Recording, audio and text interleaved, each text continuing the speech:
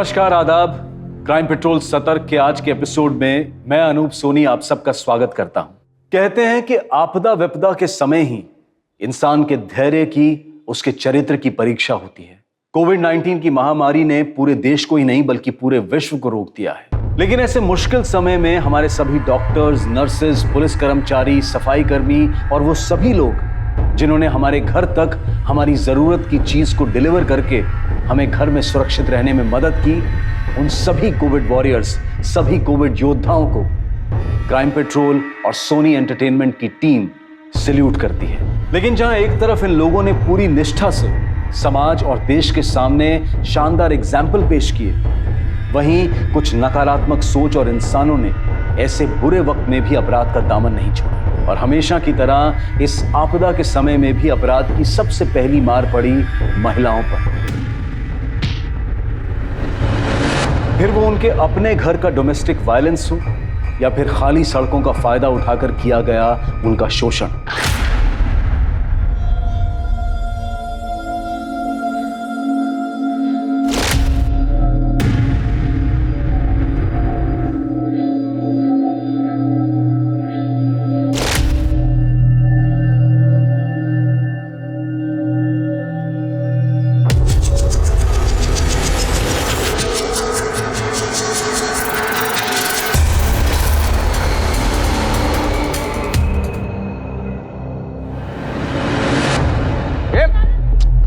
कूद जाऊंगा मैं अभी। अरे देवा, काहे करता तुम्ही? भगवान के लिए नीचे आ जाइए। दादा हम कुछ करते हैं ना, आप नीचे जाइए। नीचे जाइए दादा। नीचे उतर नालायक। जब तक मुझे दारू नहीं मिलेगा मैं यहाँ से नीचे नहीं उतरूंगा। बिना दारू के लॉकडाउन में मेरी जिंदगी की बाट लग गई है। दारू लाके दो, नहीं तो मेरा आरती का बंदोबस्त करो। मैं बोल रहा हूँ तो आता भी तो नहीं आता। ये वो सारा सामान जिसकी आपने लिस्ट दी थी। Thank you sir. और कुछ लगेगा तो कॉल कर देना। सर, मेरे बाबा कब तक आएंगे? वो तो नहीं बता सकते क्योंकि वो कोविड पॉजिटिव है। कम से कम 14 दिन तो लगेंगे। बचपन में माँ चल बसी, अब बस बाबा ही है। उन्हें कुछ हो गया तो मेरा क्या होगा? नहीं, ऐसा मत सोचिए, उन्हें कुछ नहीं होगा। मैंने डॉक्टर के साथ बात की, उनकी रिकवरी फास्ट हो रही है। आ जाएंगे वो जल्द घर में। ये तो बाजू वाले दिनेश दादा की आवाज है। तुम अंदर जाओ, हम देखते हैं। अरे दारू तो क्या दवाई के वांदे हैं। अरे जिंदगी की कुछ तो कदर कर बेटा। अरे जिंदगी की ऐसी की तैसी। मैं अभी कूदू क्या? बोलो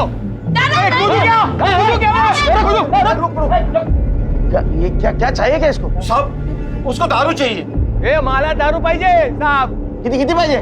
दो क्वार्टर नहीं, 2 बोतल चाहिए। लाके देगा क्या? तो कूदूंगा।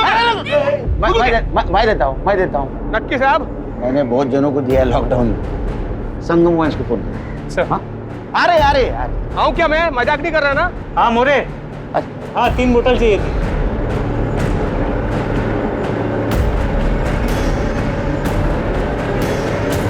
थैंक यू साहब, थैंक यू।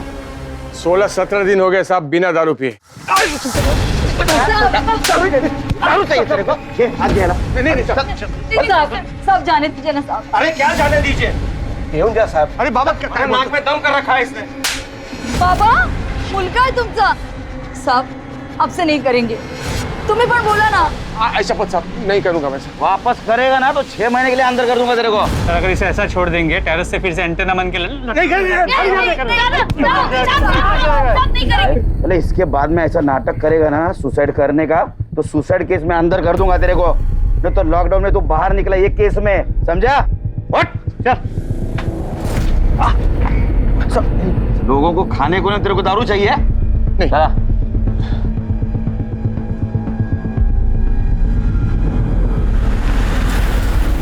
अरे देवा देवा। हात दाखवा, औषध लावते।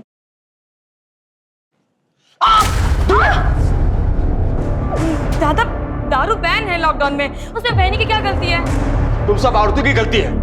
इसकी हाय लग गई मेरी दारू को। अब तू कह रहे क्या इसकी वकील बन रही है? अपने घर बार छोड़ के, पति छोड़ के यहाँ बैठी है फुकट में, लक्ष्य छाड़ रही है। तू परेशान कर दिया है।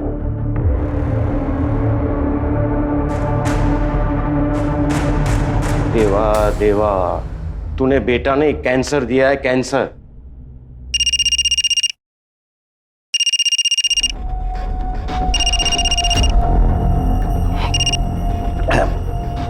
परमेश्वर दादा, उधारी वाला पैसा नहीं देता तब मानुस कैसा होता है रे? जैसे ही लॉकडाउन खुलता है मैं देता ना। वो दिन में मेरा पैसा वापस करा। नहीं तो तू जानता है मैं हिसाब में कितना पक्का हूँ। अपने हिसाब से पैसा वसूल करना जानता हूँ मैं।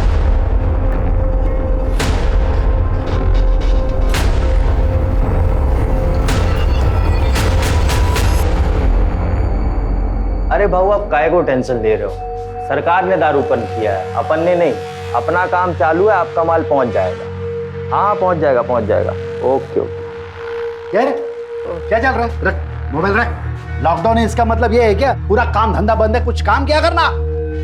अरे पापा जाने दो ना, मैं समझाता। इसको नहीं पूरे गांव का समझा। लॉकडाउन है तो मेरा पैसा भूल गए सब।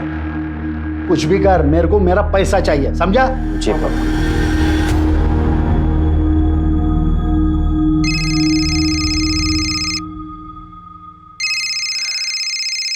सुनील, सुनील कैसा है तुम्हें? तेरे को पड़ी है? हाँ, इधर सब काम मुझे ही करना पड़ता है, झाड़ू पोछा, और तू उधर मस्त अपने मायके में ऐश कर रही है। हाँ, अरे खुद को बीबी बोलती है ना मेरी। इसमें मेरी क्या गलती? ये कोरोना लॉकडाउन की वजह से मैं यहाँ अटक गई ना। ये देख, तू जल्दी नहीं आई ना तो मैं दूसरी शादी कर लूंगा। सुनील क्या बोल रहे हैं आप? पागल हो गए क्या? देख अभी बोल रहा हूं, जल्दी कर लूंगा। सुन,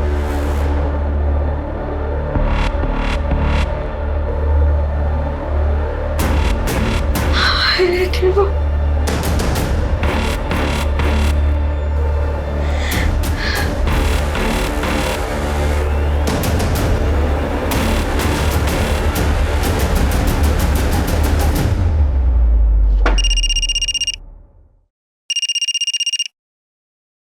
हाँ आरती।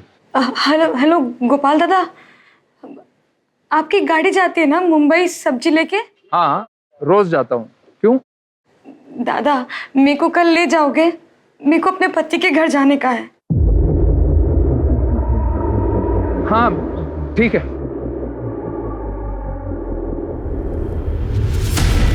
क्या गोपाल मान गया? हाँ बहुत तोलमोल करके माना। कहा कि सुबह 5 बजे जाती है उनकी गाड़ी सब्जी मंडी, तो वो मुझे उसी वक्त ले जाएंगे। देख ऐसा अकेले जाना सेफ नहीं है, बाबा को साथ ले जा। कैसी बातें कर रही है बहनी? लॉकडाउन में मेरा जाना मुश्किल है और आप कह रही बाबा को ले जाओ साथ में। नको बहनी, सुनिए उनको तो बताना भी मत। एक तो जाने नहीं देंगे, ऊपर से लड़ेंगे अलग। ऐसे कैसे जाएगी तू? काही झालं तर? अगर नहीं गई ना तो सचमुच कुछ हो जाएगा।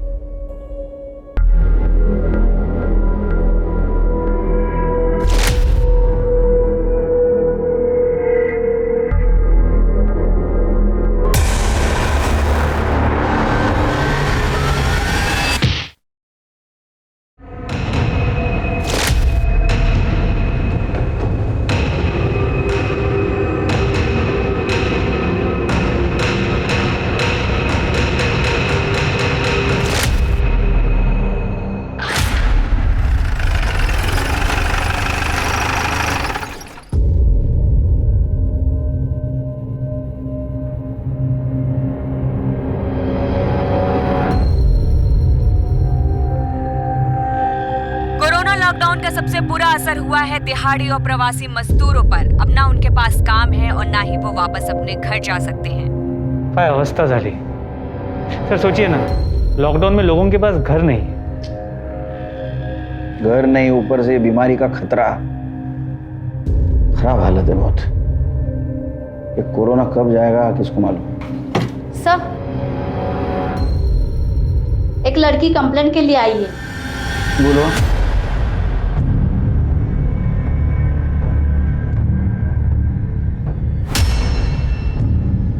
आप? हाँ बताओ क्या हुआ? सर, लॉकडाउन में मैं अपने मायके में रह गई थी। अब मैं अपने पति के घर मुंबई जाना चाहती थी। घर से निकली तो किसी ने मेरे सर पे पत्थर मारा और मैं बेहोश हो गई। उसके बाद उसने मेरा रेप किया। लेकिन आपको पता है ना, लॉकडाउन में एक शहर से दूसरे शहर नहीं जा सकते, फिर भी आप जा रही थी। कैसे जा रही थी? मैं सब्जी वाले टेम्पो में छुप कर जाने वाली थी। क्यों रिस्क लेते आप लोग? हाँ, ये लॉकडाउन आपके भले के लिए किया है ना? कितने बजे की बात है? करीब करीब 4:45 बजे। सर उस वक्त तो गश्त लगी हुई थी, कोई बाहर नहीं था। हो सकता पहले से किसी को पता हो। आप मुंबई जाने वाले किस किस को पता था? टेम्पो वाले गोपाल दादा, मेरे पति सुनील और बेला बहनी।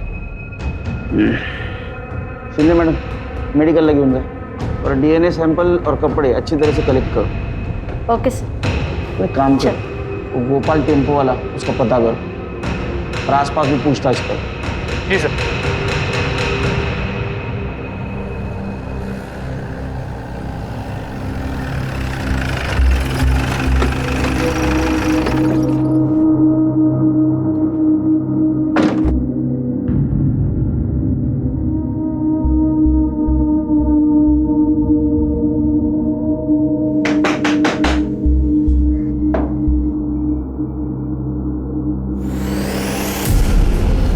आरती, ये क्या हुआ तुम्हें?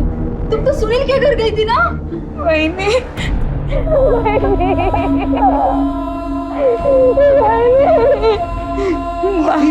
बाबा काय झालं तुला?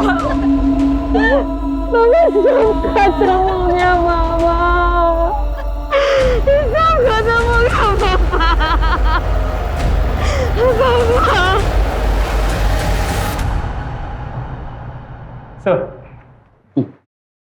सर आरती का रेप तो हुआ था, लेकिन कोई डीएनए का ट्रेस नहीं मिला। कॉन्डम यूज किया गया था और सर उसके सर पे गहरी चोट भी थी, जैसा उसने हमें बताया था। प्रताप, ये रेप सवेरे 4:45 बजे हुआ, लेकिन हमारे पेट्रोलिंग टीम को वहां कुछ नहीं मिला। हो सकता है ये रेप प्रीप्लान्ड हो। सर वो कैसे? ये सवेरे 5 बजे, वो भी लॉकडाउन में, कोई खिस्से में कॉन्डोम लेके घूमेगा क्या? कौन हो, इसका कनेक्शन मुझे गोपाल से जरूर लगता है। उस गोपाल को बुला। सर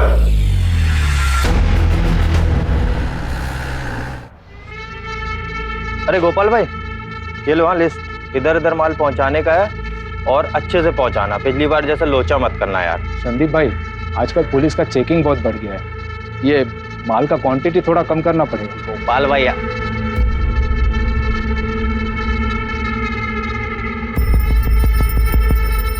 कसम से हाँ, ऊपर वाले ने एक नंबर बनाया है इसको। एक दिन ना इसका एटीट्यूड तोड़ने का बाबा। वो भाई, मेरे को जल्दी निकलने का है, शाम को पुलिस का चेकअप पड़ जाता है। चलो अच्छा, चले बाबा।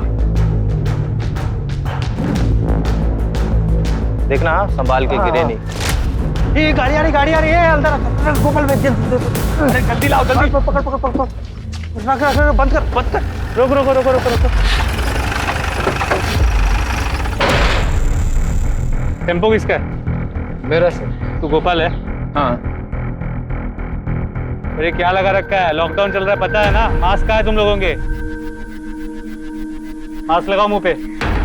तो लॉकडाउन में वाइन शॉप ओपन करना मना है ना? क्या कर रहे हो यहाँ पे? बंदी तो है, वो तो दिन में 1-2 बार ऐसी राउंड मारने को आ जाते, कभी चोरी बिरी हो गया तो। अच्छा, दुकान देखने टेम्पो लेके आते हो तुम?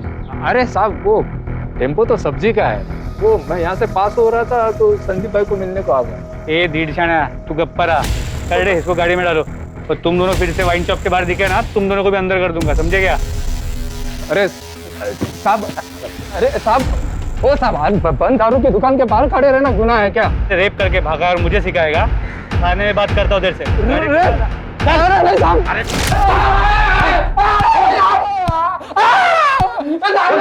जब तक सच नहीं बताएगा मार खाता रहेगा। मार। चल उठ उठ उठ। ए, मास्क पहन, मास्क पहन। साहब किसका रेप? मुझे कुछ नहीं पता है साहब। आरती के साथ वो अपने पति के घर जा रही थी, उस मौके का फायदा उठा के रेप किया ना तूने उसके साथ? नहीं साहब, क्या कह रहे हैं आप? आरती तो मेरे बहन जैसे है साहब, मैंने कुछ नहीं किया, किसी और ने क्या होगा? चुप। आरती सर मास्क। आरती उसके पति के पास जाने वाली थी, ये सिर्फ उसके पति को, उसके वहिनी को और तेरे को पता था। तो उसका रेप तो उसका पति और वहनी नहीं कर सकते ना? तूने किया ना उसके साथ रेप? सब मेरे अलावा वो अमर और संदीप भी जानते थे सब। मैंने खुद बोला था उनको सब। साला इस कोरोना की ना ऐसा कुंडली मार के बैठा है ना, लाइफ में भी और धंधे में भी सब कुछ चौपट कर दिया। चलो मैं चलता है, सुबह जल्दी जाने का। अच्छा गोपाल बाबा, कल ध्यान से माल की डिलीवरी देने का है, भूलना नहीं। हाँ हाँ याद है। वैसे मैं अभी ड्राइवर से ज्यादा डिलीवरी बॉय बन गया है। कैसे? अरे वो शंकर बाबू की बेटी नहीं आरती, उसको कल उसके पति के घर डिलीवर करने का है। अब भैया भैया बोल के मेरे को मना तो लिया, लेकिन अगर पुलिस ने पकड़ लिया ना तो वो तो छूट जाएगी, मेरे को बराबर बांबू देगी पुलिस। अब रिस्क लिया है तो भोगो। प्रताप, अमर और संदीप को लेके आओ। सर अगर ये झूठ निकला ना, इतना मारूंगा तेरे को, जिंदगी भर पछताएगा।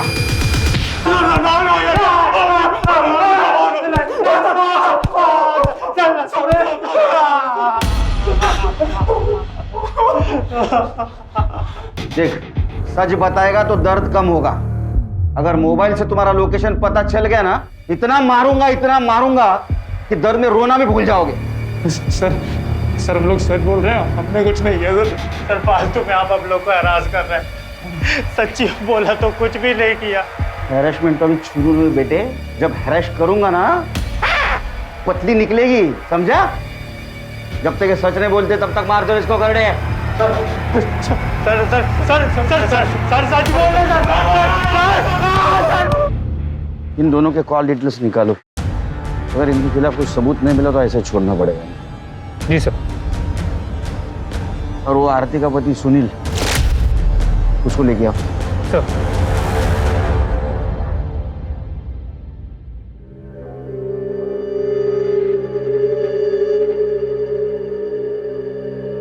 आरती, कुछ तो खा ले, कब तक भूखी रहेगी? भाई भी अब तो बस मर जाने को जी करता है।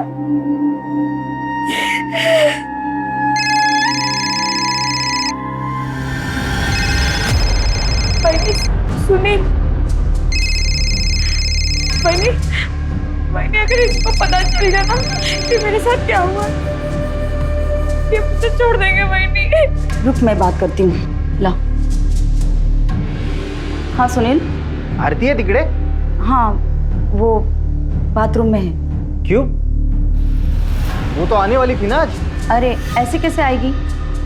बीमारी फैली है, लॉकडाउन है, और अकेली जवान लड़की को ऐसे कैसे भेज दे? तो क्या हुआ? उसको कोई जान से मार देगा? मार देना तो अच्छा ही होगा। कौन से मुहूर्त पे शादी करवा दी मेरी? क्या हुआ भाई ने? क्या बोला सुनील ने? अब वो मेरे साथ नहीं रहेंगे ना, वो मुझे छोड़ देंगे ना। सही किया उसने, तेरे जैसी लड़की को छोड़ देना चाहिए। पूरे खानदान की नाक कटवा दी तूने।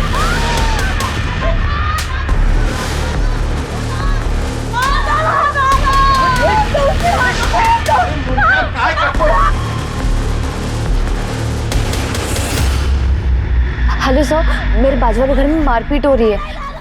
लगता है दिनेश भाई किसी को मार रहे हैं।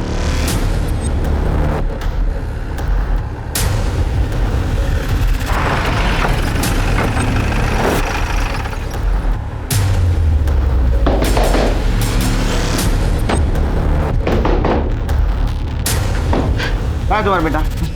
सर उन्हें बचा लीजिए।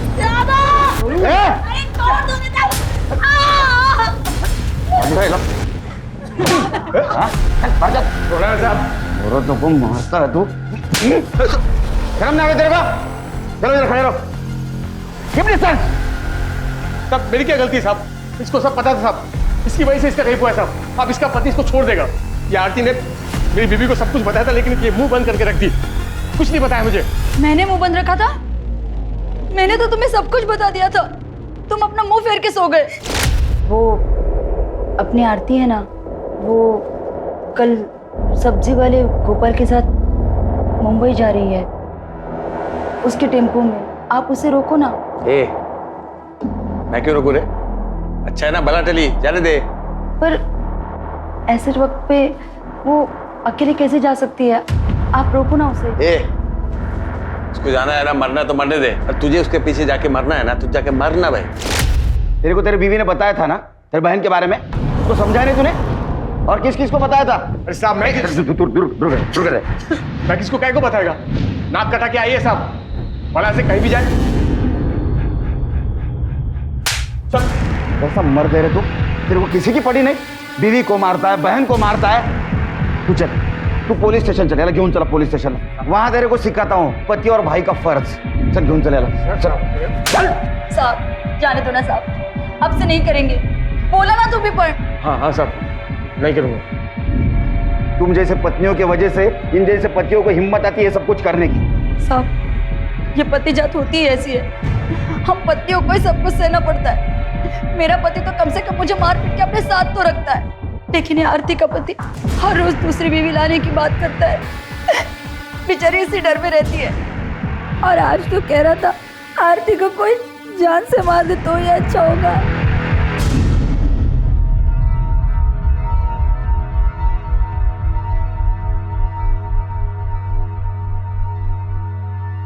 सर, संदीप और अमर की मोबाइल लोकेशन डिटेल्स आ गई। रेप के वक्त दोनों की मोबाइल की लोकेशन उनके घर की है। मोबाइल घर पे भी तो छोड़ के जा सकते हैं। उसकी कोई क्राइम हिस्ट्री? जी सर, संदीप की है। कुछ साल पहले उसके गर्लफ्रेंड ने उस पर रेप का चार्ज लगाया, लेकिन बाद में केस वापस ले लिया। वैसे भी लड़कियों को डराने धमकाने से वो केस वापस ले लेती है। और वैसे ये संदीप डेढ़ शाना बनता है। पता करो मामला क्या था? जी सर।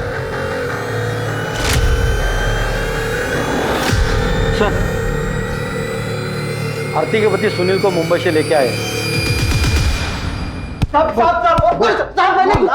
मैंने क्या किया? कुछ नहीं किया साहब। साहब क्यों मार रहे साहब?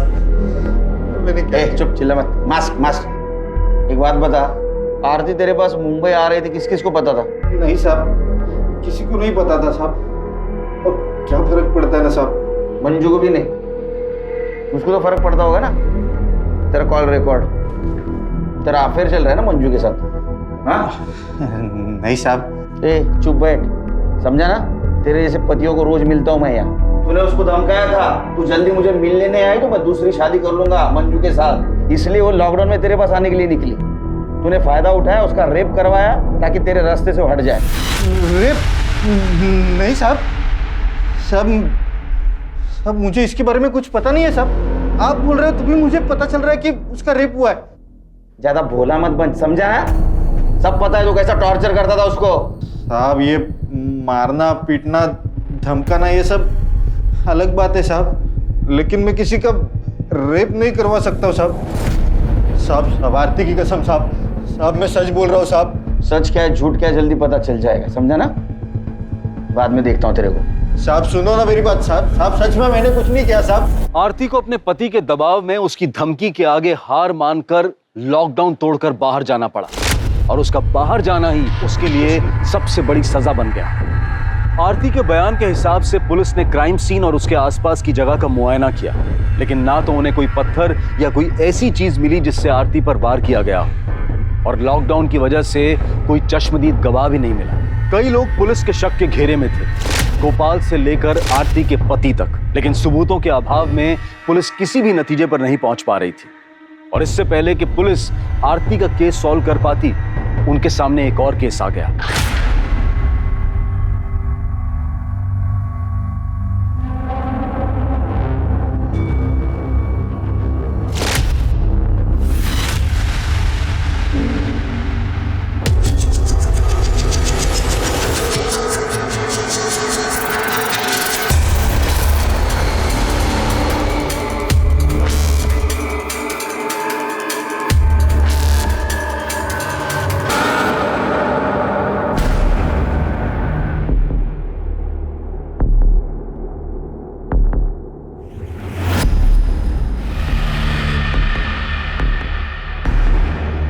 ओ मैडम, आप बीच रास्ते पे क्या कर रहे हैं? आपको पता नहीं लॉकडाउन चल रहा है।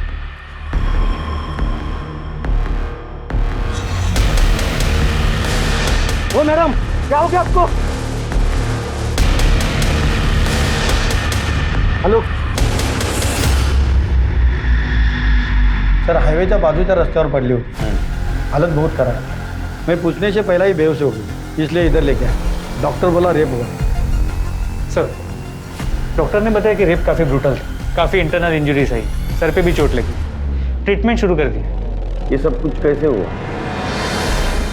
मुझे अस्थमा, मैं इनहेलर लेने गई थी और जब मैं लौट रही थी किसी ने मेरे सर पे पीछे से मार दिया और मुंह पे कपड़ा था और मैं बेहोश हो गई और जब मुझे होश आया तो मेरे ये सब हुआ। ये सब कुछ काम है?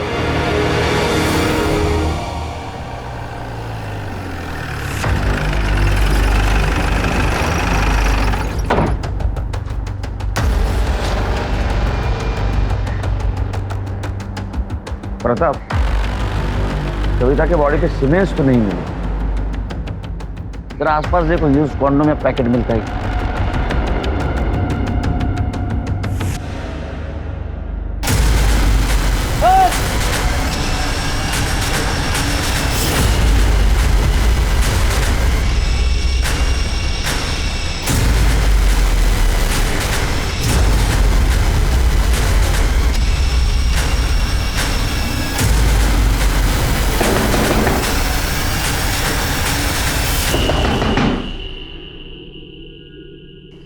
जी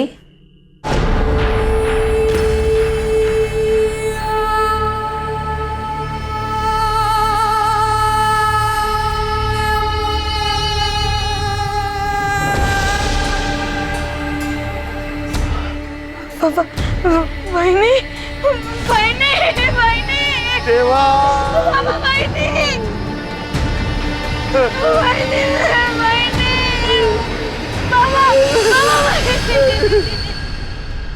प्रताप, सर पे गहरी चोट है, खून भी बहुत बहा।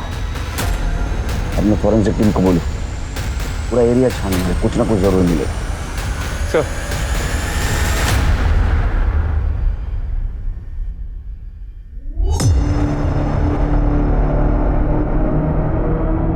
आपकी बहनी वहां क्या कर रही थी? पता नहीं सर, मैंने वहनी को 1 घंटे पहले देखा था, वो कपड़े सुखा रही थी। मैं खुद से ही इतना परेशान थी कि मैंने ध्यान ही नहीं दिया। आप क्या कर रहे थे? साहब टीवी देख रहा था, वो सीएम साहब का भाषण था ना वायरस पे। इम्पोर्टेंट है ना वो भी। ए पतिदेव, तू क्या कर रहा था? मी झोपलो होतो साहब, ना काम आहे ना दारू का बंदोबस्त आहे साहब, काय करणार माणूस।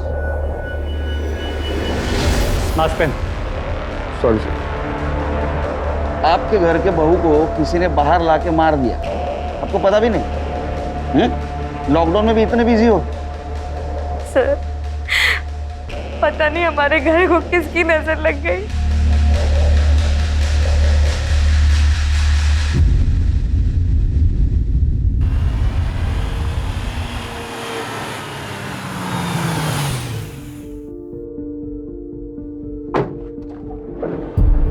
आइए शास्त्री।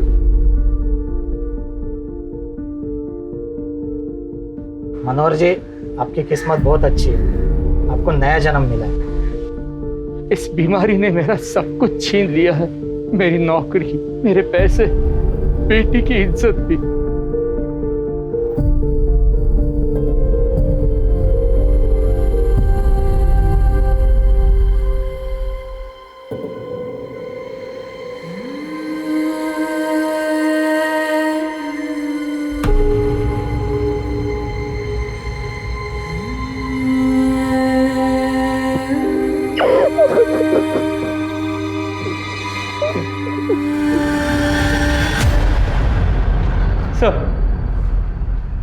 सर, बेला की पोस्टमार्टम रिपोर्ट आ गई। बेला के सर पे भी वैसी ही चोट है जैसे कविता और आरती के सर पे थी, लेकिन बेला की सर की चोट ज्यादा गहरी है और इसीलिए शायद ज्यादा खून बहा है। पर सर, बेला के साथ रेप नहीं हुआ है।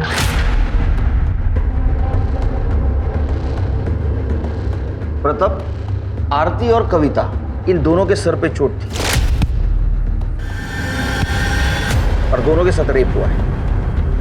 बेला, इसके सर पे चोट आई सिर्फ, इसके साथ रेप नहीं हुआ। शायद रेप होने से पहले वो मर गई और रेपिस्ट डर के भाग गया। हमारे सामने 3 विक्टिम है, तीनों के सर पे सेम जगह चोट थी और दोनों के साथ रेप हुआ। और बेला के साथ रेप नहीं हुआ। मुझे लगता है ये सीरियल रेपिस्ट का काम है। कविता का मेडिकल रिपोर्ट आया? जी सर, कविता के केस में एक अजीब बात पता चली। रेप के वक्त कॉन्डम की जगह पॉलीथीन जैसी किसी चीज का इस्तेमाल किया गया था।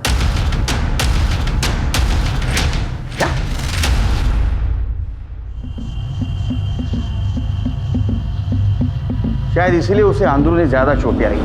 जी सर। एक काम करो, क्राइम सीन को वापस चेक करो। फॉरेंसिक टीम और अपनी टीम, ये दोनों को ये पॉलीथीन वाली थियरी बताओ। ये दोनों केसेस एक दूसरे से जरूर जुड़ी हुई लगती है, क्योंकि कविता का रेप जहां हुआ उसके आसपास ही बेला की बॉडी मिली।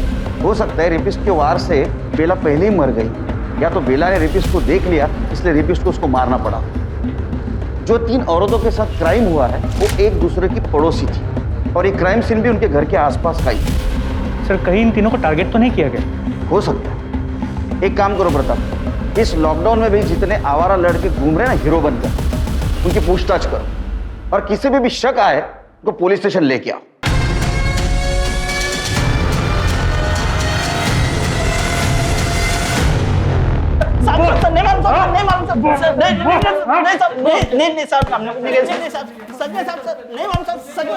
कुछ बताया? नहीं सर, सबका यही कहना है कि किसी ने कुछ नहीं किया, ना ही किसी ने कुछ देखा है। इनका मोबाइल लोकेशन चेक करो, नंबर ट्रेस पे डाल दो।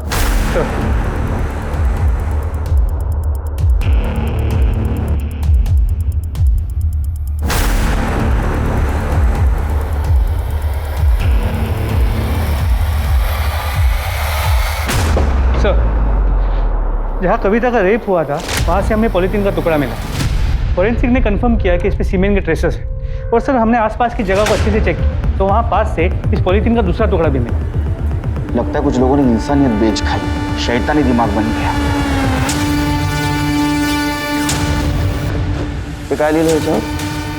फैशन 62 मालाड वेस्ट में जाके चेक करो। फेटू दे, इथे चांगला सोलून काढतो।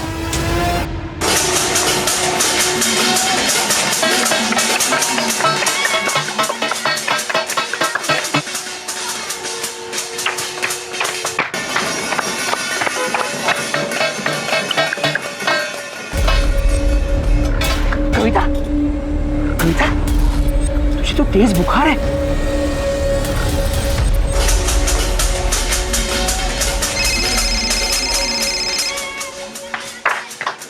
हाँ बोलो। ठीक है सर, कविता की तबीयत खराब हो गई, उसे हॉस्पिटल ले जा रहे हैं। मुझे डर है कहीं कोरोना ना हो। मेरे दिमाग में आइडिया है। एक काम करो, मीडिया में खबर फैला दो कि जिस लड़की के साथ रेप हुआ था वो कोरोना पॉजिटिव निकली। ये न्यूज़ इस तरह फैलनी चाहिए कि ये बात उस रेपिस्ट तक जानी चाहिए और उसे लगना चाहिए कि वो लड़की कविता ही है। और सारे हॉस्पिटल और कोविड टेस्ट सेंटर में इन्फॉर्म कर दो कि अगर कोई खुद होके टेस्ट करने आए कोरोना की तो हमें इन्फॉर्म कर दो। तो सुपर आइडिया। इस बीमारी से तो बड़े बड़े क्रिमिनल्स भी डरते हैं।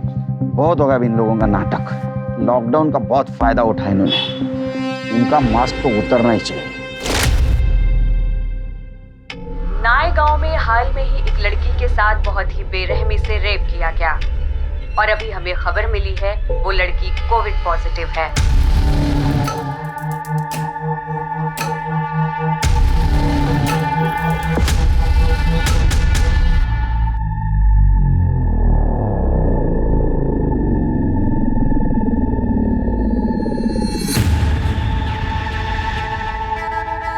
डॉक्टर, मुझे कोरोना। डॉक्टर, हॉस्पिटल में बिना मास्क के कैसे घूम रहे? आप मास्क पहनिए पहले। ये ऐसे टिक नहीं रहा है, गिर रहा है बार बार। डॉक्टर, हाँ बताइए। मैडम, मेरा कोरोना टेस्ट कर लो मैडम।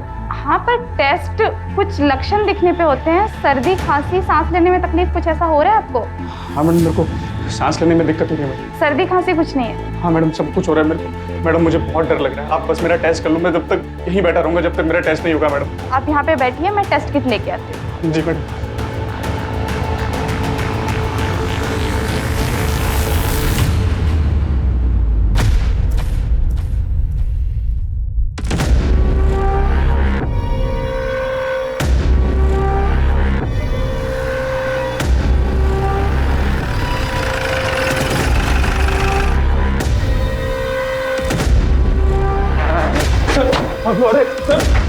डर गया ना कोरोना से? डर गया ना? डर गया ना कोरोना से? डर गया ना? सर को अच्छी तरह से डराता हूँ मैं। सर टेस्ट करना इलीगल है क्या?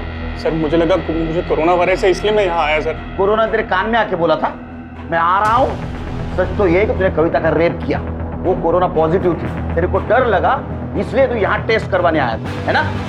अरे नहीं सर, सर मैंने कविता का रेप नहीं किया सर, लेकिन वो सर मैंने और संदीप ने ना वो आरती का रेप किया था सर। लेकिन सारा वो प्लान संदीप का था, मैं तो बस उसके साथ गया था सर। तूने कबूल किया है ना आरती का रेप किया था? वैसे कबूल कर, तूने कविता का रेप किया है? नहीं सर, सर कविता के रेप का मेरे से कुछ लेना देना नहीं है सर, मैं सच बोल रहा हूँ सर। वो संदीप ने किया और मैंने संदीप को बोला भी था कि वो भी आकर टेस्ट करवाए सर। मुझे और कुछ नहीं मालूम है सर, लेकिन ये रेप संदीप ने किया। और सर मुझे लगता है कि वो बेला का मर्डर भी ना संदीप ने किया। ऐसा क्यों करेगा वो? सर वो आरती का बाप शंकर है ना, उसने पैसा लिया था परमेश्वर काका से और शंकर वो पैसा नहीं दे रहा था, तो काका ने संदीप को बोला कि तू जाकर पैसा वसूल करे। तो क्या पता सर इसी वजह से ऐसा कुछ हुआ हो सर, बाकी मुझे कुछ नहीं पता सर। जो वो संदीप, वो आरती का बाप शंकर, उसको उठा के ला। सर हो सर घेतले होते मी पैसे, परमेश्वर दादा से मैं पैसे लेते रहता, धंधे में तो लेन देन लगा रहता है। पर साहब मैंने उसे कहा था कि जैसे ही लॉकडाउन खत्म होता है मैं उसके सारे पैसे लौटा दूं, पर मुझे ये नहीं मालूम था कि वो इतने गिरे हुए निकलेंगे।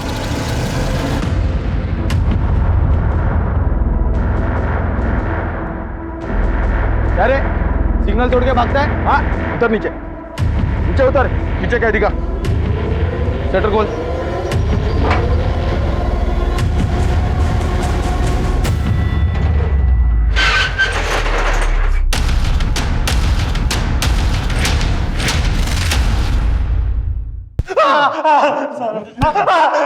पता चला लगने पे कैसा दर्द होता है? सर मैं सच बोल रहा हूँ सर, कुछ नहीं किया। देख तेरे दोस्त अमर ने कबूल किया है कि तुम दोनों ने मिलकर आरती का रेप किया था। तूने कविता का रेप किया ना, अभी उसको कोरोना हुआ है और तुझको भी होगा और तेरे से मेरे को कोरोना होगा। पे दिमाग खराब हो गया क्या तेरा? ये देख के साले कुछ भी बोलेगा। अरे भाई मैं बकवास नहीं कर रहा हूँ, हमने आरती का रेप किया था ना, आरती कविता की पड़ोसन है, तूने उसका रेप किया तो उसके पीछे था मेरे को। बोले ज्यादा बकवास करेगा ना जान से मार दूंगा। कर अपना काम। सर गलती हो गई सर, बहुत बड़ी गलती हो गई सर। तीन बार गलती। पहले आरती का रेप, बाद में कविता का रेप, उसके बाद में बेला का मर्डर। अरे तेरे गलतियों की सजा की लिस्ट कितनी लंबी होते जा रही पता तेरे को? सर नहीं सर, तो झूठ है सर। आरती का रेप मैंने किया, मैं मानता हूँ, पर कविता का रेप, बेला का मर्डर, ये सब नहीं किया सर। सच में सर, आई शपथ नहीं किया। ऐसी खोटी शपथ ये तो सच देखा जाए ना तो आरती के रेप के बाद तेरे मुंह को खून लग गया। नहीं सर झूठ है सर, सच में आरती का रेप भी मैंने उसके बाप के कहने पे किया। शंकर काका ने बोला था सर। संदीप देख, तू तो मेरे बच्चे जैसा है, अपने बाबा को बोलना कि मुझे थोड़ा टाइम दे दे। बेटा लॉकडाउन में कमाई रही नहीं तो पैसे मैं कहाँ से दूंगा? काका देखो, मैं आपके और बाबा के मैटर में नहीं पड़ूंगा। अपने काका की थोड़ी सी मदद कर रहे बाड़ा। अच्छा ठीक, पर मेरा क्या फायदा? देख मेरी बेटी आरती कल गोपाल के टेम्पो से अपने पति के घर जा रही, फिर अगले दिन मैं और अमर कुछ जगह पहले से ही पहुंच गए थे जहाँ आरती आने वाली थी।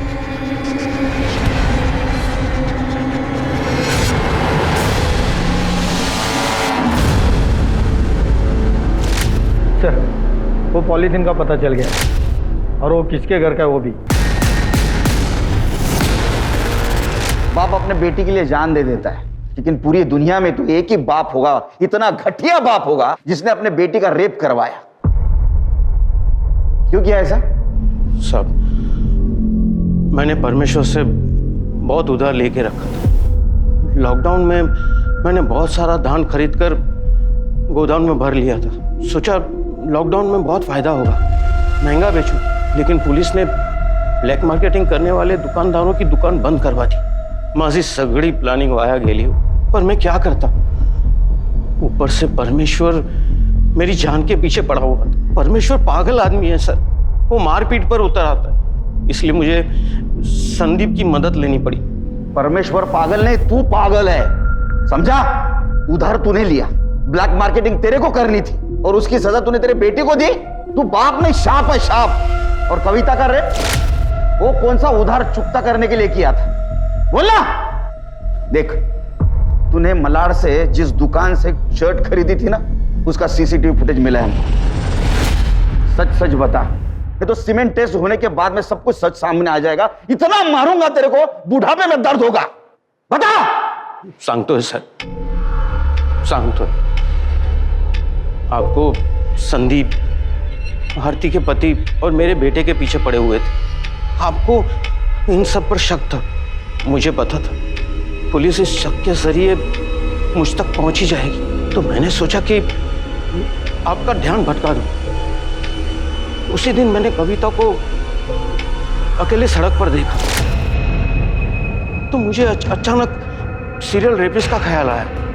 मैंने कहीं पढ़ा था, इसलिए मैंने कविता का रेप वैसे ही किया जैसे आरती का हुआ था, ताकि पुलिस को लगे कि कोई सीरियल रेपिस्ट है और घर वालों का रेप से कोई कनेक्शन नहीं।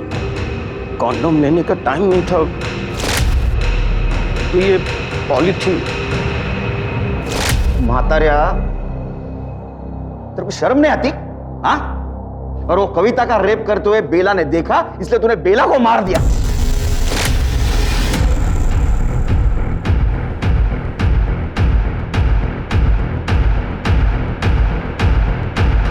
बाबा, अगर कोरोना नहीं होता तो मेरा नुकसान नहीं होता और मुझे ये सब नहीं करना पड़ता साहब। दोष बीमारी का नहीं, तेरे खराब दिमाग का है। जिंदगी इम्तिहान लेते रहती है, लेकिन ऐसे में तुम जैसे कमजोर और घटिया लोग ऐसे में अपराध का सहारा लेते। शंकर को कविता के बलात्कार और बेला के मर्डर के लिए और अमर और संदीप को आरती के बलात्कार के लिए गिरफ्तार किया गया है और ये सभी इस वक्त न्यायिक हिरासत में हैं। ये समय देश और पूरी दुनिया के लिए परीक्षा का समय है। कोरोना के खिलाफ हमारी लड़ाई अब भी जारी है। हमें सरकार और स्वास्थ्य विभाग द्वारा दिए गए निर्देशों का पालन करना है और सोशल डिस्टेंसिंग, मास्क और सैनिटाइजर को अपनी जिंदगी का हिस्सा बनाकर कोरोना को हराना है। देखते हैं हमारे आज के एपिसोड की दूसरी कहानी।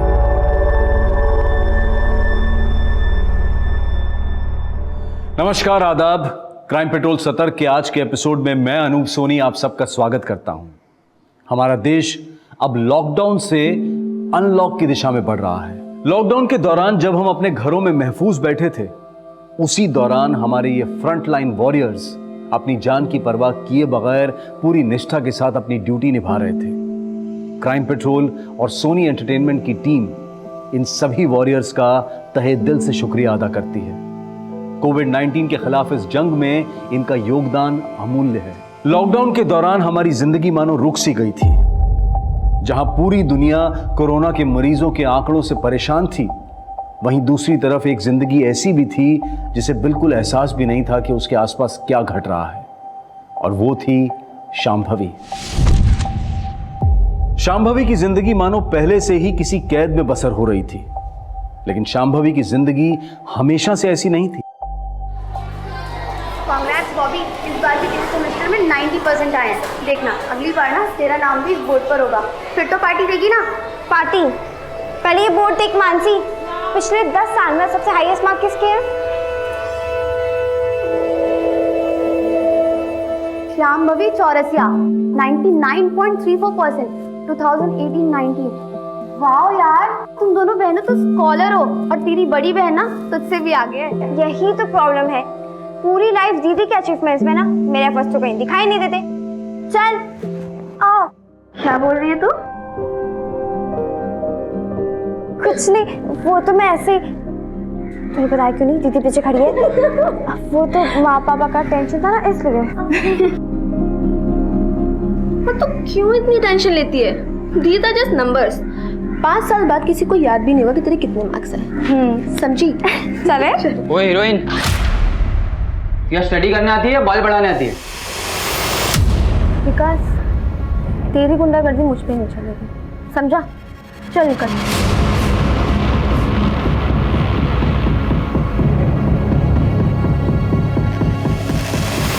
दीदी, जो हुआ उसमें तुम्हारी गलती नहीं थी ना, मैं समझा दूंगी माँ पापा को। अरे माँ पापा तो ठीक है यार, मुझे टेंशन दादी की है। लेकिन इतना कुछ होने के बाद भी तुम इतनी नॉर्मल कैसे रह सकती हो? जो दादी के ताने झेल सकता है ना, वो कुछ भी झेल सकता है।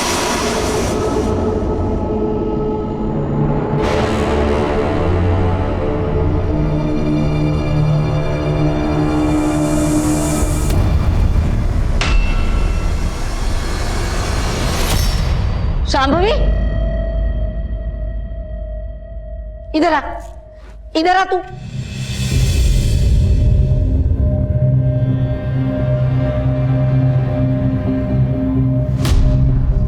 बाल काट के आ गई तू? हाँ, वो भी घर में किसी से पूछे बिना। राजीव, आरती, इधर आओ। क्या हुआ अम्मा? हाँ माँ, कितनी बार कहा है तुमसे, लड़की जात है, उसको थोड़ा मर्यादा में रखो। देखा, आज जाके बाल कटवा के आ गई। चल जा अपने कमरे में।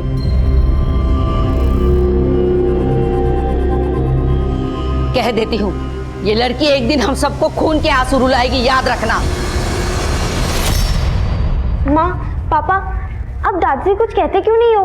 वो इतने ताने क्यों देती है?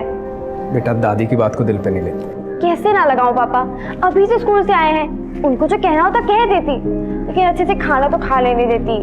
नहीं बॉबी, मुझे बिल्कुल भी भूख नहीं, मैं बाद में खाऊंगी।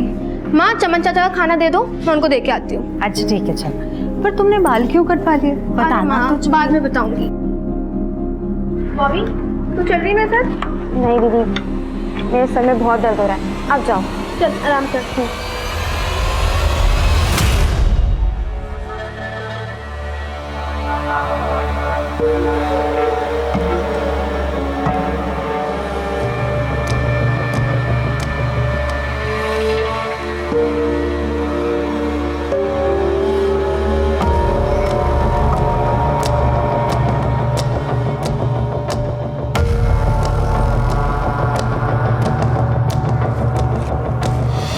कैसे हो चमन चाचा? ये लीजिए आपका खाना। टिया रानी, कितने महीनों से खाना लाती हो, एक भी दिन ऐसा नहीं गया जिस दिन खाना ना लाई हो। भगवान खुश रखे तुम्हें। अच्छा चमन चाचा, मैं चलती हूँ, आप ख्याल रखो, ठीक है?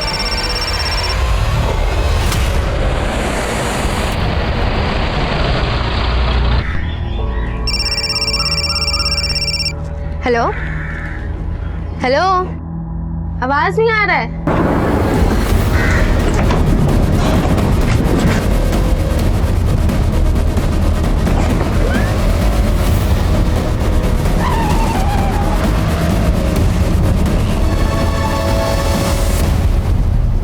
बॉबी, जा दीदी को बुला के ला। दीदी, दीदी, आई नहीं अभी तक। मैं बाहर देख के आती हूँ।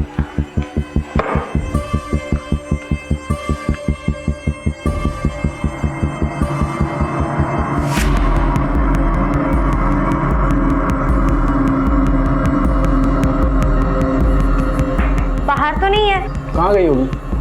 मैं फोन करके पूछती हूँ। आप जिस नंबर को डायल कर रहे हैं वो इस समय स्विच ऑफ है। फोन तो बंद आ रहा है। यहीं कहीं होगी, मैं जाके देखता हूँ। मैं भी आती हूँ। हाँ चल बेटा।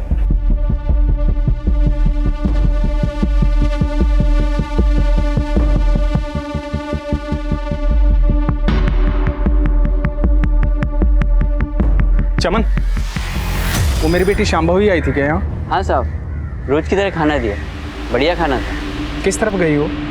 घर की तरफ।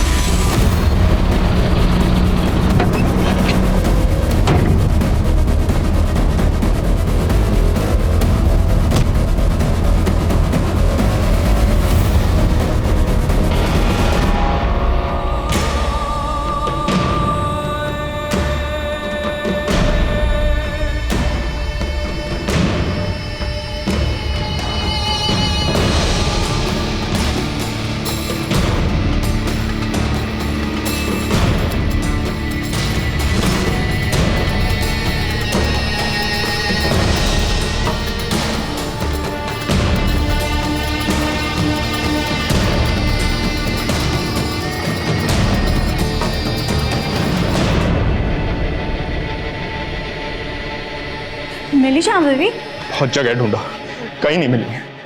हमें पुलिस में रिपोर्ट करवानी होगी। पागल हो गया है तू राजीव? इतनी छोटी सी बात के लिए पुलिस में जाएगा? कोई जरूरत नहीं है, यही कहीं गई होगी, अपने दोस्त के पास आ जाएगी। लेकिन माँ, कितनी बार कहा है तुमसे, लड़की जात है, काबू में रखो, पर मेरी बात सुनता कौन है? गई होगी कहीं पे मुंह फुलाकर।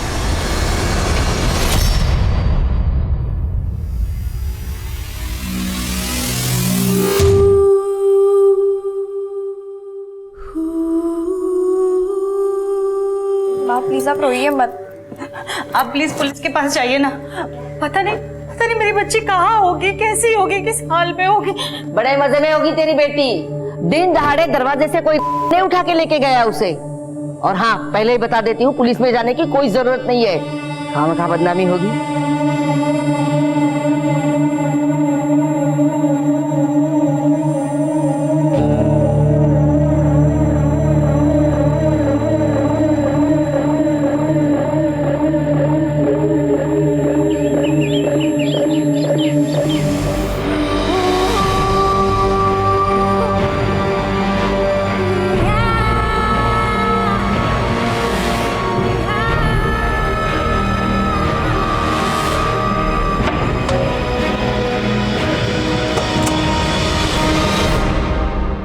जी बोलिए।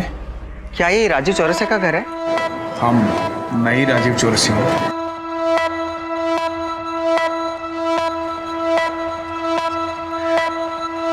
वो थोड़ी देर पहले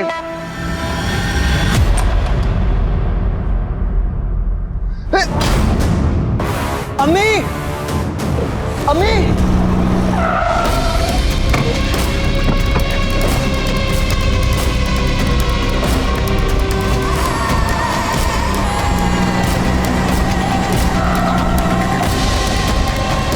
आरती, आरती, आरती, आरती!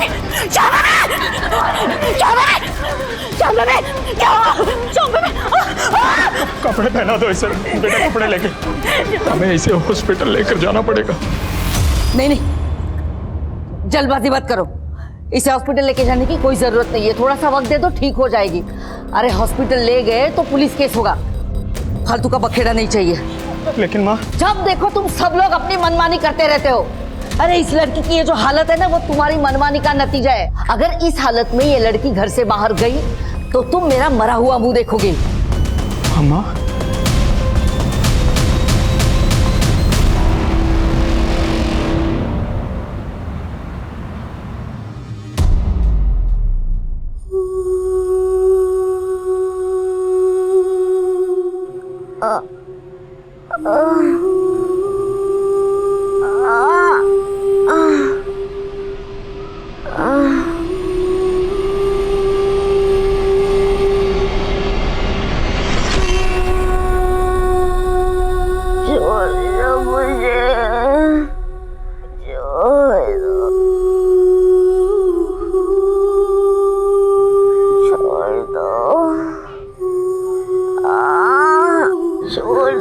दीदी,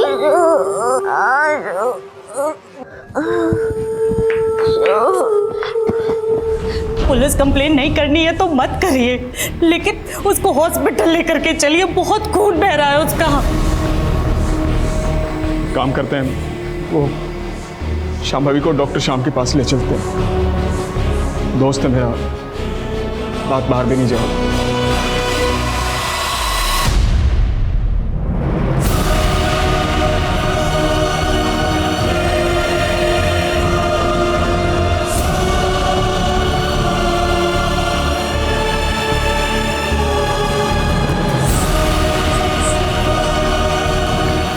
श्याम,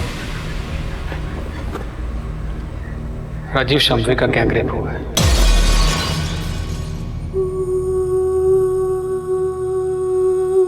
शायद 2 से ज्यादा लोग थे, बहुत तड़पाया गया उसे।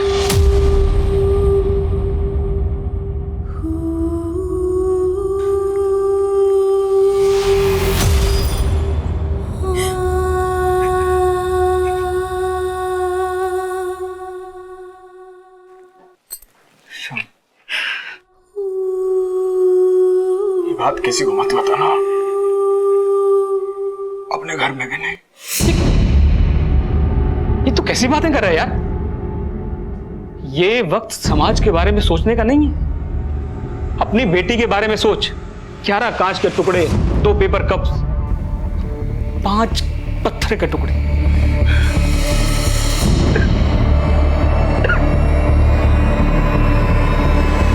राजीव, तू और मैं अंदाजा भी नहीं लगा सकते कि किस दर्द से गुजरी होगी वो बेचारी। मैंने अपने इतने सालों के करियर में ऐसी दरिंदगी, ऐसी हैवानियत नहीं देखी। राजीव, मैं एक डॉक्टर होने के साथ साथ तेरा दोस्त भी हूं। मेरी बात मान, पुलिस स्टेशन जा, रिपोर्ट लिखा और अपने बाप होने का फर्ज निभा। आप टेंशन मत लीजिए, एफआईआर तो हो जाएगा। बस अपनी बेटी को थाने ले आइए रिपोर्ट लिखाने के लिए। साहब, मेरी बेटी की हालत बहुत नाजुक है, वो यहाँ तक नहीं आ सकती। चलेगा। वैसे आपकी बेटी आपको मिली कहाँ से थी? हुमायूं नगर से एक औरत आबिदा और उसके बेटे ने मदद की। ठीक है, वो तो हम पता लगा ही लेंगे, लेकिन कुछ और डिटेल्स चाहिए होगी हमें। सब कुछ तो बता दिया आपको। हाँ, अभी तक जो आपने बताया अपने मन से बताया, लेकिन अभी जो हम सवाल पूछेंगे उसका जवाब दीजिए। अब आपने बताया कि आपकी बेटी परसों गायब हुई थी। जी। कमाल करते हैं राजीव साहब, पहले आना था ना रिपोर्ट लिखाने के लिए, इतना टाइम क्यों लगाया? साहब, बेटी का मामला है। ये पहली गलती है आपकी। अगर आप पहले आ जाते तो केस अब तक सॉल्व हो चुका होता। खैर छोड़िए, अब आगे से ध्यान रखिएगा, बात को बाहर मत जाने दीजिएगा। बाहर मतलब समझे ना, मीडिया उडिया में।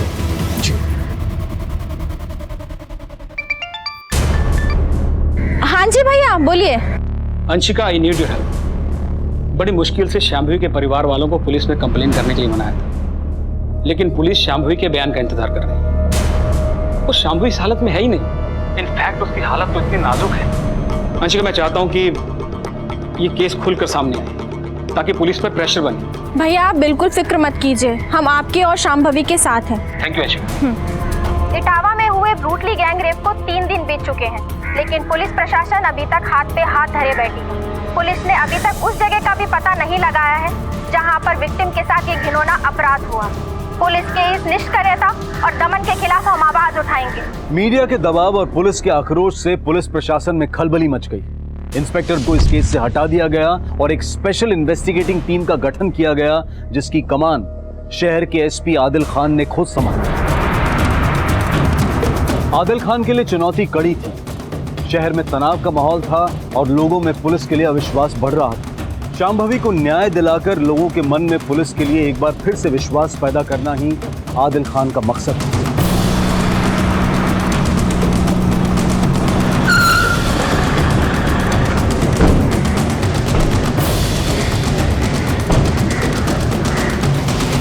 अब क्या बचा है यहाँ? और ज्यादती करना बाकी रह गया था क्या? राजीव जी, मैं यहाँ पर आपके जख्म को रेतने नहीं आया हूँ। यकीनन हमारे डिपार्टमेंट से कोई चूक हुई है, उसी को सुधारने आया हूँ। आपकी बेटी शांभवी को इंसाफ दिलाने आया हूँ। खुद एक बेटी का बाप हूँ, इसलिए आपकी तकलीफ को समझ सकता हूँ।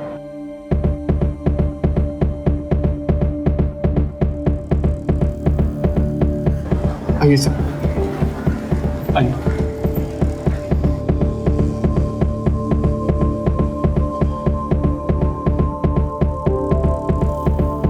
शांभवी बेटा, एसपी साहब आए हैं, तुमसे बात करना चाहते हैं।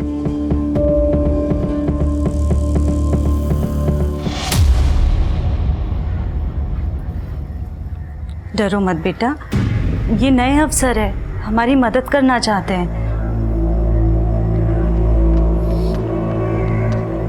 शांभवी बेटा, मुझे पता है तुम्हारे लिए आसान नहीं होगा, लेकिन बेटा उस दिन जो हुआ, क्या वो तुम एक बार फिर से बता सकती हो?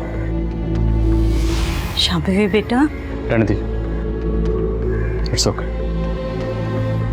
मैं बाद में आऊँ।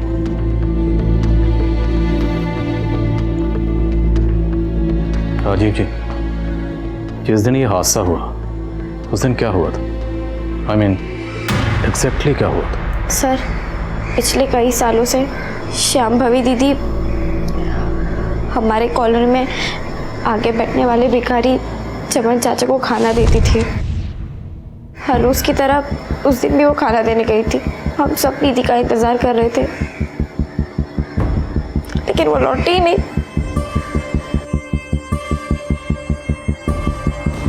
हाँ साहब, वो संभवी बेटी खाना देने तो आई थी। वो किसी से बात कर रही थी फोन में, लेकिन उस दिन के बाद नहीं आई। तूने शांभवी का अपहरण होते हुए देखा था? अपहरण किसने किया साहब? वो ठीक तो है? ज्यादा नौटंकी नहीं, समझे? सीधे सीधे बोल। उस दिन तुमने किसी सफेद रंग की गाड़ी को देखा था? गाड़ी तो आई थी साहब, कौन से रंग की थी वो याद नहीं। गाड़ी का नंबर? नहीं साहब। रोज यहीं बैठता है? जी साहब। चमन को खाना देने के बाद शंभावी अपने घर की तरफ गई और बीच रास्ते में किडनैप हो गई। जहाँ पे चमन बैठता है शंभावी का घर ज़्यादा दूर नहीं है, तो मुमकिन है इसने सब कुछ देखा हो, लेकिन शायद छुपा रहा है। सर कहीं ये भिखारी उनमें शामिल तो नहीं? नजर रखो इस पे। और इसके मुताबिक शांभवी जब अपने घर की तरफ जा रही थी तब वो किसी से फ़ोन पर बात कर रही थी। शांभवी के कॉलिंग कार्ड से निकलवा? जी सर, शांभवी उस वक्त उसकी क्लासमेट क्षमा से बात कर रही थी। क्षमा? सर कॉल तो कनेक्ट हुआ था, लेकिन हमारी बात नहीं हो पाई थी। लेकिन मुझे याद है जिस दिन ये सब कुछ हुआ था, स्कूल में बहुत बवाल हुआ था। यह स्टडी करने आती है, बाल बढ़ाने आती है? आइंदा से ये बाल बढ़ाए ना तो याद रखना। विकास, तेरी गुंडागर्दी मुझ पे नहीं चलेगी, समझा? चल निकल, चलो दीदी जाने दो, चलो चलो चलो।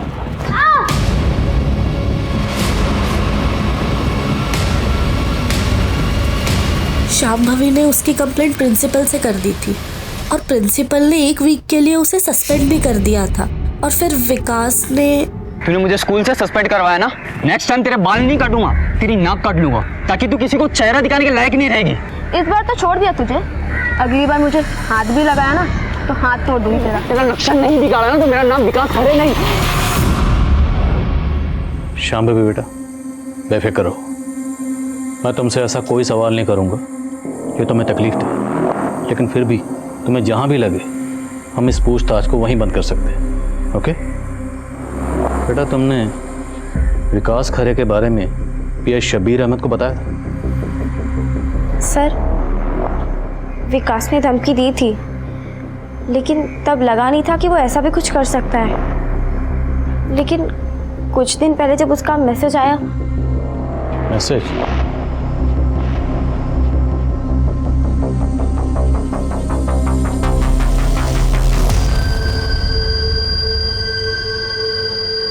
किरण सर,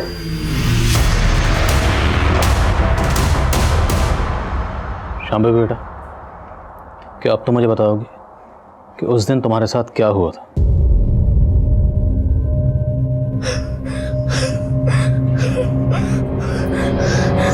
इट्स ओके बेटा, रिलैक्स रिलैक्स, कोई बात नहीं, स्ट्रेस मत लो।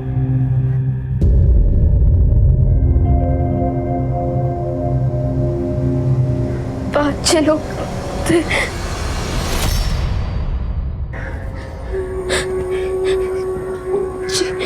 जिन्होंने मेरा की मैं चिल्लाती नहीं,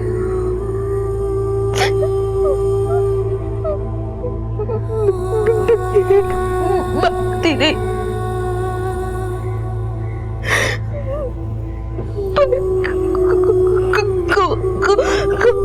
कोई नहीं रुका।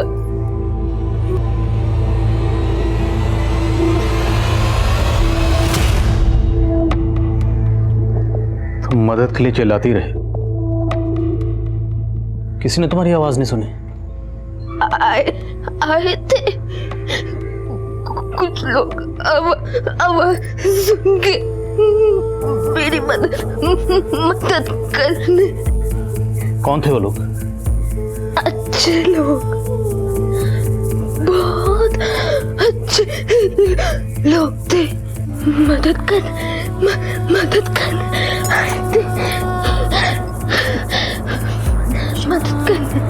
अच्छे लोग।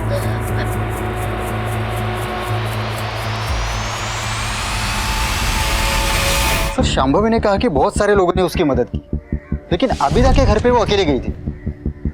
अगर बहुत सारे लोगों ने उसकी मदद की थी तो अभी तक सामने क्यों नहीं आए?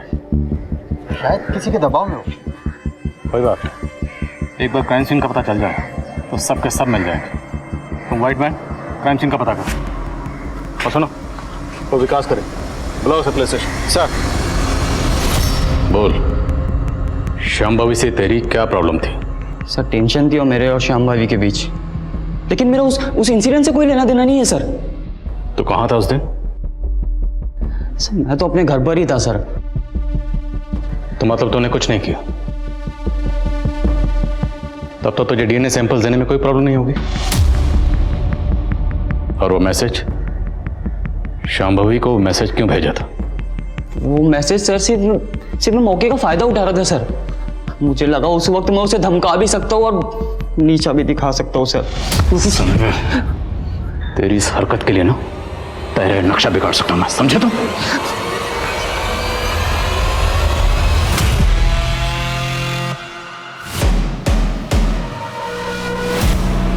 सर ये हुमायूं नगर का सीसीटीवी फुटेज है। इसमें एग्जैक्टली उसी मॉडल की वाइट वैन दिख रही है जिसका जिक्र शांभवी ने किया था। ये वैन 3:32 पर निकलती है और 7:35 पर रिटर्न आई। पता चला ये वैन किसकी है? नहीं सर, नंबर प्लेट क्लियर नहीं है। पता करो शहर में किस किस के पास इस मॉडल की सफेद वैन है, एक एक से पूछताछ करो। एक और बात सर, ये एरिया आबिदा के घर से ज्यादा दूर नहीं है। तो पक्का क्राइम सीन भी आबिदा के घर के आसपास ही।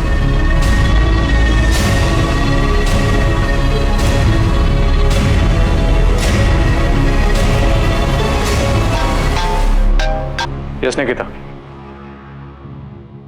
Good.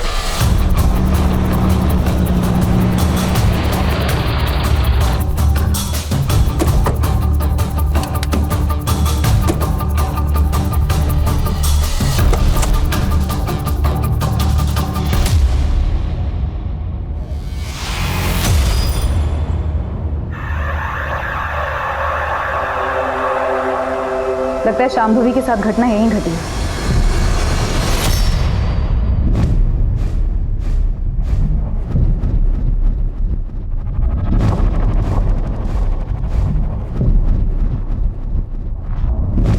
MM Catters,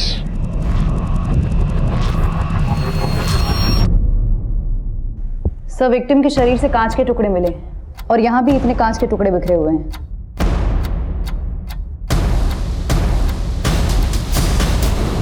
sir bottle के बड़े कांच के टुकड़े यहाँ पर हैं।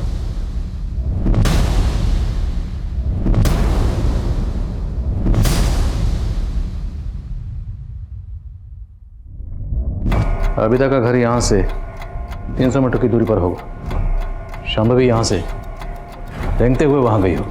लेकिन मन पर लगे घाव बहुत तकलीफदेह होते हैं। शांभवी भी इसी मानसिक यातना से जूझ रही थी। वो दर्दनाक हादसा एक सदमे की तरह से उसके दिमाग पर बार बार दस्तक दे रहा था। दूसरी तरफ एसपी आदिल खान और उनकी टीम इस केस की साजिश को समझने की कोशिश में लग गए थे। सर क्राइम सीन के आसपास के लोगों से बात हुई लेकिन कुछ खास हाथ नहीं लगा। उस दिन वहाँ पर एक शादी थी जहाँ दिन भर डीजे बज रहा था और लोग उसी के फंक्शन में व्यस्त थे। जितने भी लोगों से बात हुई उन्होंने कहा कि डीजे की ऊंची आवाज़ के आगे किसी लड़की के चीखने चिल्लाने की आवाज़ सुनाई नहीं दी। मैम कैटरिंग वालों से बात हुई जिनका विजिटिंग कार्ड मिला था? हाँ सर, उस शादी में केटरिंग उसी की थी। इनफैक्ट वो उस दिन वहाँ मौजूद भी था। वो कह रहा था कि उसने तकरीबन 50 लोगों को अपना विजिटिंग कार्ड दिया होगा। Auto auto auto auto auto uncle airport चलोगे? पहले घर पे चलना, मुझे सामान उठाना, फिर एयरपोर्ट चलते हैं। चलो। मुलजिम शांभवी को उठाकर रैंडमली हुमायूं नगर नहीं लेकर गए। वो जानते थे कि शादी वाला एरिया है, इसलिए वो जानबूझकर उसे वहां लेकर गए ताकि शादी के शोरगुल में लड़की की चीखने की चिल्लाने की आवाज़ कोई नहीं सुने। अपने खबरियों को वहाँ एक्टिव हो, उन्हें कहो कि कुछ भी पता चले तो तुरंत इन्फॉर्म करें। सर अपने खबरियों से एक इम्पोर्टेंट बात पता चली। तूने तो कहा था कि तूने कुछ नहीं देखा, फिर ये फोन? सच बोल रहे हैं साहब, मैंने कुछ नहीं देखा था। मुझे तो ये भी नहीं पता ये बिटिया रानी का फोन है। मुझे पड़ा मिला, उठा लिया साहब। माँ की कसम सच बोल रहे हैं साहब। एक सच और बोल, तेरे पास इतने पैसे कहाँ से आए?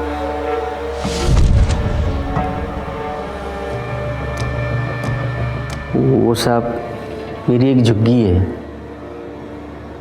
वो किराए पे चढ़ाया है। ये सब पैसा किराए का है साहब। तो ये भीख मांगना तेरी हॉबी है क्या? बस समझ लीजिए साहब, भीख मांगकर खाने की आदत पड़ गई। पुलिस को बेवकूफ समझा तूने? सीधे सीधे बोल, शांभवी के अपहरण से तेरा क्या लेना देना है? मेरा कोई लेना देना नहीं है साहब। पिछले कई सालों से वो हर दिन खाना खिलाती है मुझे। आप चाहो तो साहब ये सारे पैसे आप ले लीजिए, मैं खुशी खुशी दे दूंगा साहब।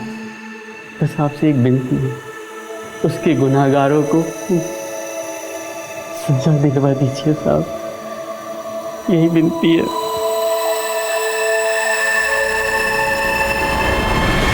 ये सब मेरी गलती है। मैंने तुझे हमेशा डांटा, कभी तुझसे प्यार नहीं किया।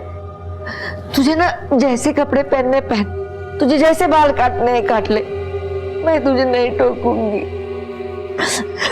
बस तू ठीक हो जा। अब पछताने से क्या फायदा अम्मा? आप यहाँ से चली जाइए, चली जाइए आप।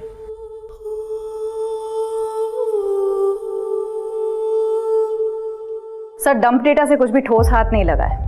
उस एरिया में कई टावर्स होने की वजह से हमें ऐसे बहुत सारे नंबर्स मिले जो उस दिन वहां मौजूद थे, लेकिन विकास खरे का फोन उस एरिया में एक्टिव नहीं था। हो सकता है वो अपना फोन घर पे छोड़ के गया। फॉरेंसिक से कोई अपडेट? जी सर, क्राइम सीन से मिले बॉटल के टुकड़े और विक्टिम के बॉडी से मिले कांच के टुकड़े मैच हो गए। फॉरेंसिक ने क्राइम सीन से जो कपड़े उठाए थे उससे भी डीएनए एक्सट्रैक्ट कर लिया है। नेक्स्ट वीक तक ये रिपोर्ट भी आ जाएगी कि विक्टिम की बॉडी से मिले डीएनए और कपड़ों से मिले डीएनए मैच होते हैं या नहीं। अगर हम अपनी तहकीकात का रुख उल्टा कर दें तो? मतलब sir? I mean, other way round. अभी तक हम विक्टिम से बाकी लोगों के डॉट्स जोड़ रहे हैं। अगर हम इसका उल्टा करें, डंप डाटा में जितने भी लोगों के नंबर मिले उनके प्रोफाइल चेक करें, उसमें ये चेक करें कि उनमें से वो लोग कौन हैं जिनका विक्टिम शांभवी से कोई ना कोई कनेक्शन है। चांस लेकर देख सकते हैं सर। MM कैटर से कोई अपडेट? हाँ सर, 7 ऐसे लोगों का पता चला है जो उस दिन शादी में वहाँ मौजूद थे और जिन्होंने MM केटरर्स को बाद में कांटेक्ट किया अपने यहाँ किसी फंक्शन के लिए। नजर रखो, कुछ भी अटपटा लगे उठा लो। सर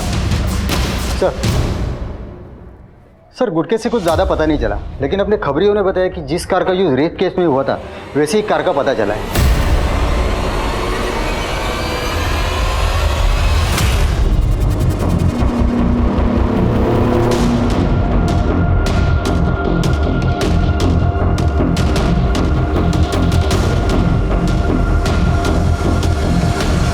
सर, शांभवी की हालत फिर से बिगड़ने लगी है। लगता है वो अपनी उम्मीद खोती जा रही है। लेकिन डॉक्टर, आप तो कह रहे थे कि उसकी हालत में सुधार आ रहा है। हाँ, कहा था कि उसकी सभी रिपोर्ट्स इंप्रूवमेंट दिखा रहे हैं, लेकिन उसकी हालत में बिल्कुल भी सुधार नहीं हो रहा। यहाँ तक कि वो अपने पैरों तक को हिला नहीं पा रही, मानो वो चाहती नहीं कि वो ठीक हो साइकोलॉजिकली। सर, दवाइयाँ अपना काम कर रही हैं, लेकिन इंसान ठीक होता है अपनी विल पावर से। रेप और ह्यूमिलेशन ने उसके ब्रेन के एक हिस्से को बुरी तरह डैमेज कर दिया और वो तब तक नहीं भरेगा जब तक वो खुद नहीं चाहे।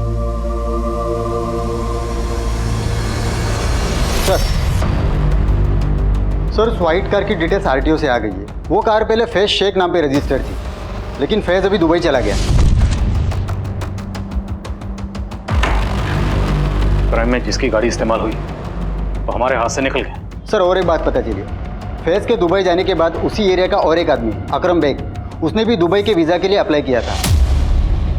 सर खबरियों ने बताया कि 1 महीने पहले तक उसका दुबई जाने का कोई प्लान नहीं था और ना उसके पास पैसे थे। मुझे शक हुआ तो मैंने क्राइम सीन के डंप डाटा में उन दोनों का नंबर चेक किया। ये अकरम और फैज दोनों मौजूद थे वहाँ पर? हाँ सर। उठाओ इस अकरम को। सर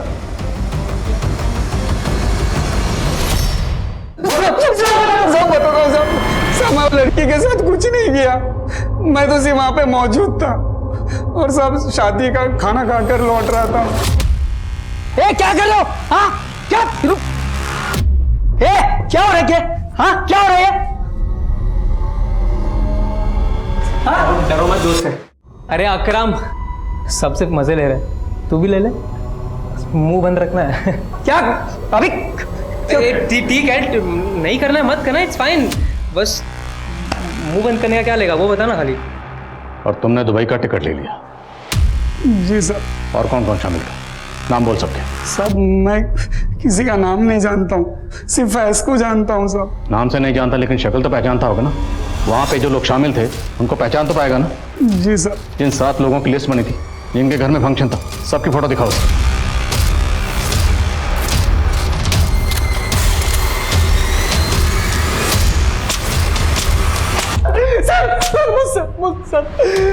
सर मुझसे बहुत बड़ी गलती हो गई सर मैं सच बोल रहा हूँ सर मैं उस लड़की को जानता भी नहीं था सर मैं अपने फोन से बात करते हुए वहां से जा रहा था, तभी मैंने लड़की की चीख सुनी। अंदर गया तो देखा कि कुछ लोग उसका रेप कर रहे थे।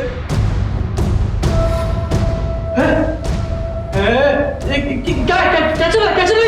अबे तू क्या डर रहा है? फ्री का माल है, तू भी मजे ले ले। चल। सर मेरे से पहले भी वहां 4-5 लोग थे और मेरे बाद 10-12 लोग और आए सर। नाम बोल कौन कौन थे? नाम जूमी, इफ्तिखार, नौमान और आजर। वो बारात में आए हुए दूल्हे के चाचा इम्तियाज भी थे सर। तो बारात में आए बाराती बन के और रेप होता देखकर रेपिस्ट बन गए। दो अच्छे से।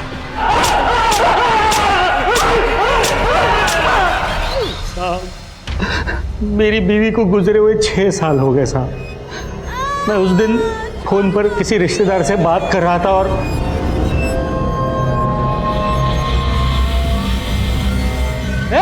ए लोगो, क्या हो रहा है? हाँ चल शांत हो जाओ। ये लड़की कौन है? हाँ क्या कर रहे हो तुम लोग इसके साथ? चाचा हल्ला क्यों मचा रहे हो आप? ये लड़की अपनी मर्जी से आई है चाचा, आई है कि नहीं? आपको जो करना कर लो ना। देखो चाचा आप ना खाली अपना मुंह बंद रखिए। लड़के को किडनैप किसने किया था? साहब हमको नहीं पता साहब हम लोग तो वहाँ लड़की की चीख सुनकर ही पहुंचे थे साहब।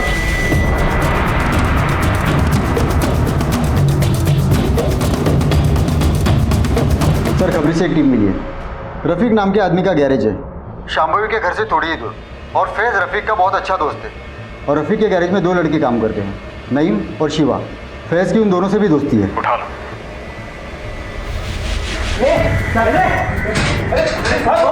अरे साहब क्या हुआ है?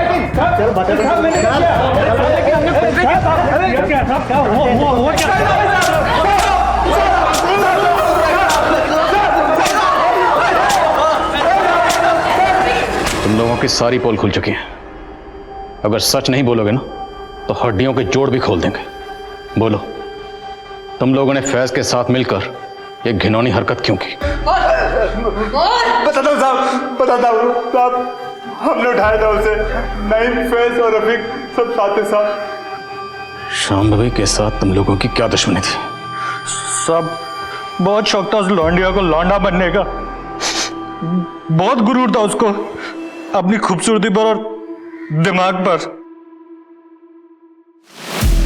और रफीक भाई, इन लौंडियों के बाप को कुछ ज्यादा ही चर्बी चढ़ रही है। ऐसा पानी फेरेंगे कि इनके बाप की चर्बी भी पिघल जाएगी। देखो कैसे घूर रही, देखो लगता बताना ही पड़ेगा। हाँ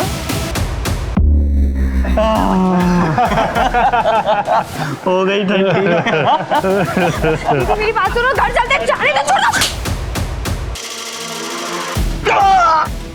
ना मर्दानगी दिखाने का इतना ही शौक है ना तुझे, तो ऐसी जगह जाके दिखा कि तेरी अम्मी और बहन भी देख सके, समझा? लेकिन उसने लौंडिया पने की सारी हदें पार करती थी। हमारे दोस्त रफीक को हमारी दुकान पे थप्पड़ मार के साथ सबके सामने सरिया बेइज्जती कर दी हमारी। देसी लड़की दिन दहाड़े थप्पड़ मार गई, नामर्द बोल गई। घर का काम काज छोड़ के बाहर घूमती है मर्दों की तरह और हमें ज्ञान पेल रही है। सबक तो सिखाना पड़ेगा रफीक भाई। सबक तो मैं सिखाऊंगा उस लौंडिया को, पर कैसा सिखाऊं ये समझ में नहीं आ रहा है बस। मेरे पास एक रास्ता है। अपने फैज के पास गाड़ी है ना, और अपने को गाड़ी मिल जाए ना तो अपना काम हो जाएगा। 5-6 महीने तक हमने कुछ नहीं किया था ताकि मामला शांत हो जाए। वो रोज उस भिखारी को खाना देने जाती थी। हम लोगों ने सारा इंतजाम कर लिया था, बस सही वक्त का इंतजार कर रहे थे। और उस दिन तो बॉबी भी उसके साथ नहीं आई थी साहब। हमें वो मौका एकदम सही लगा काम को अंजाम देने का। हमने फौरन फैज को बुला लिया।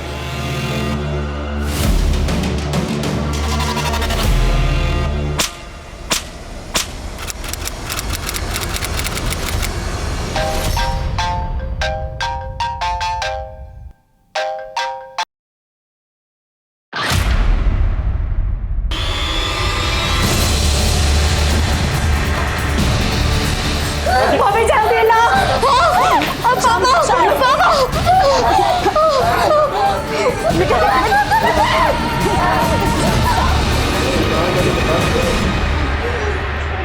शांभवी, शांभवी बेटा, शांभवी, शांभवी। डॉक्टर, डॉक्टर देखिए ना, ये कुछ बोल नहीं रही है। देखिए, देखिए ना इसको क्या हो गया। शांभवी, शांभवी, शांभवी, शांभवी बेटा, शांभवी।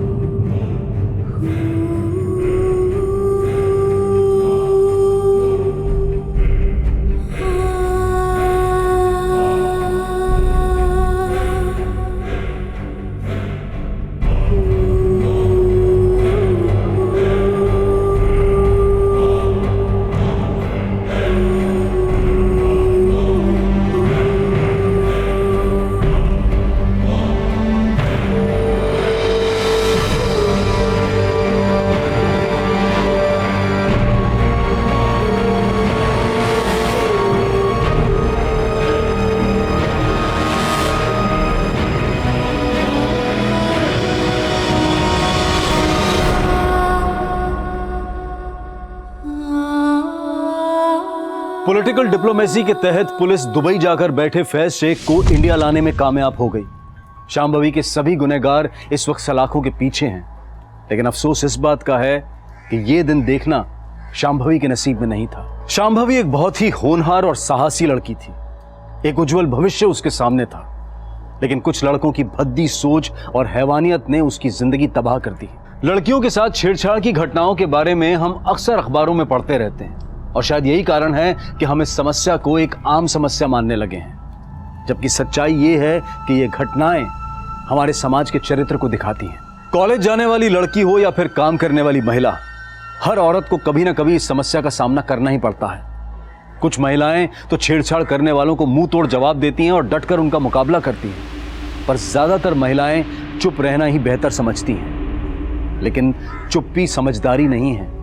ऐसा करने से इन घटनाओं को और बढ़ावा मिलता है। इस समस्या से निपटने के लिए यह बेहद जरूरी है कि हम ईव टीजिंग के खिलाफ जीरो टॉलरेंस पॉलिसी अपनाएं, और साथ ही साथ छेड़छाड़ करने वालों के खिलाफ पुलिस को भी सख्त रवैया अपनाना होगा। तभी महिलाओं के लिए एक सुरक्षित माहौल बन पाएगा। इसी विचार के साथ अब मैं अनूप सोनी आपसे विदा लेता हूं। फिर मुलाकात होगी क्राइम पेट्रोल सतर्क में एक और नए केस के साथ। तब तक अपना ख्याल रखें, सतर्क रहें, सुरक्षित रहें। जय हिंद। क्राइम पेट्रोल के और भी दिलचस्प कहानी देखने के लिए हमारे चैनल को सब्सक्राइब करें और बेल आइकॉन दबाना न भूलें।